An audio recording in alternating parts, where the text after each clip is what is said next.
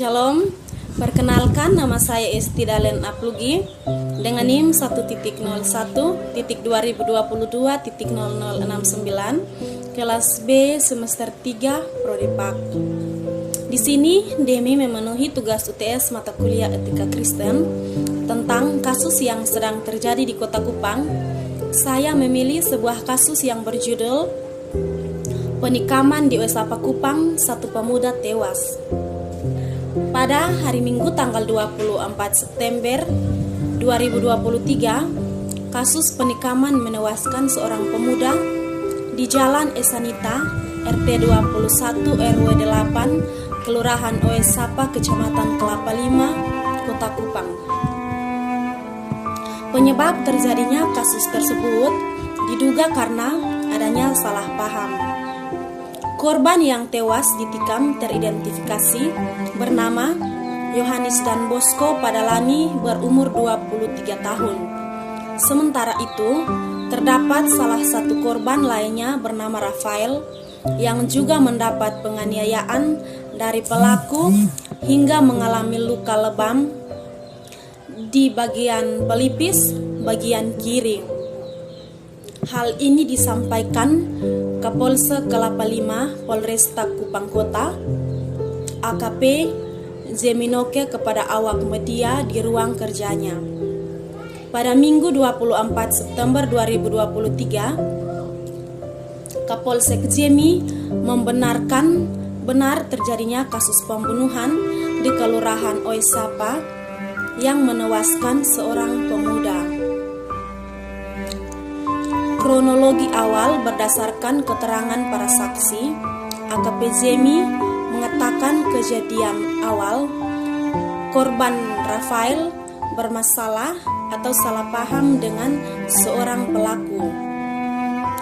Namun dirinya belum dianiaya oleh pelaku. Setelah salah paham itu, pelaku panggil korban atau Rafael berniat untuk damai. Cerita dari Rafael. Sampai di sana, mereka atau korban ini dapat pukul dari pelaku di muka. Langsung Rafael dan korban yang meninggal melarikan diri, kata dia.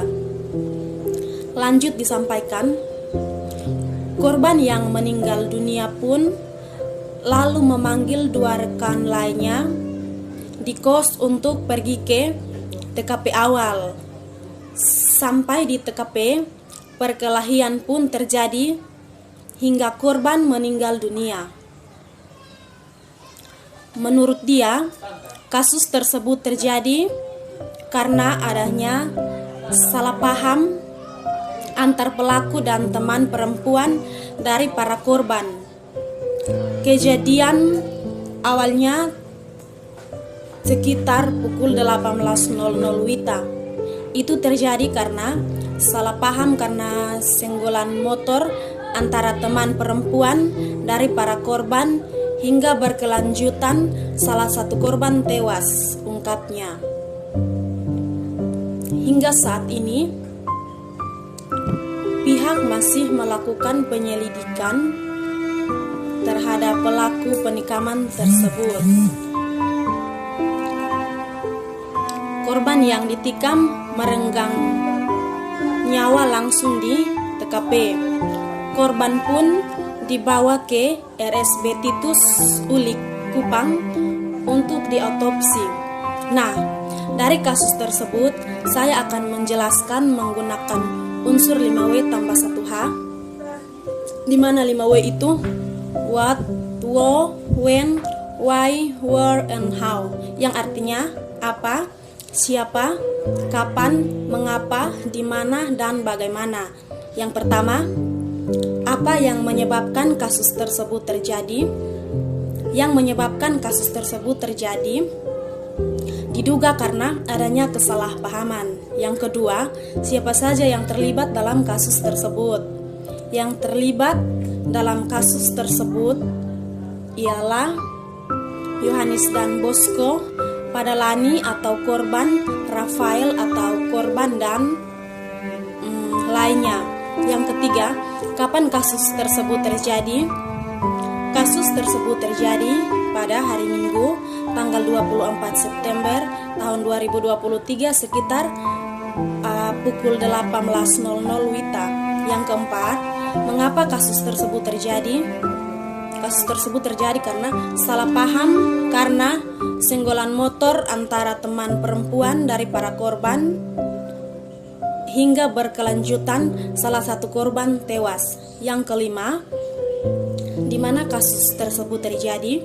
Kasus tersebut terjadi di Jalan Esanita, RT 21, RW 8, Kelurahan Oesapa, Kecamatan Kelapa Lima, Kota Kupang. Yang berikut, bagaimana kasus tersebut bisa terjadi? Kronologi awal, berdasarkan keterangan para saksi, AKP Jemi mengatakan kejadian awal korban atau Rafael bermasalah atau salah paham dengan seorang pelaku, namun dirinya belum dianiaya oleh pelaku. Setelah salah paham itu, pelaku panggil korban atau Rafael berniat untuk damai.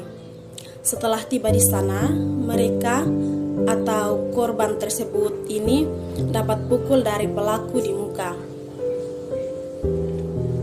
Nah, seperti yang kita ketahui bahwa pembunuhan melanggar norma hukum dan norma agama, serta melanggar Undang-Undang Pasal 453 Ayat 1, di mana setiap orang yang merampas nyawa orang lain dipidana karena pembunuhan dengan pidana penjara paling lama 15 tahun.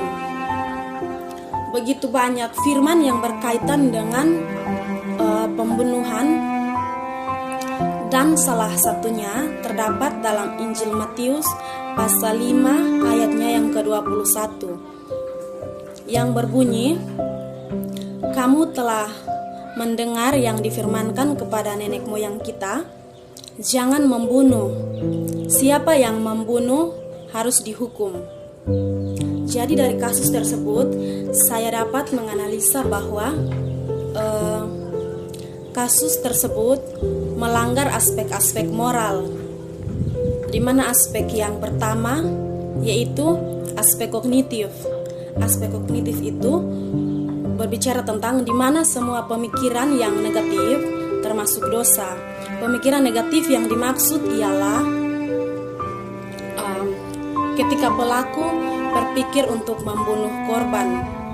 Aspek yang kedua ialah aspek afektif, di mana ketika pelaku melakukan pembunuhan mungkin karena emosi, marah, dan sebagainya. Aspek yang ketiga ialah aspek psikomotorik, atau bagaimana kita memperlakukan orang lain sebaik mungkin. Sesuai penjelasan, kita harus memperlakukan orang lain sebaik mungkin. Namun, ketika pelaku melakukan pembunuhan terhadap korban, mungkin saja dia tidak memikirkan aspek psikomotorik tersebut. Baik, sekian dari saya.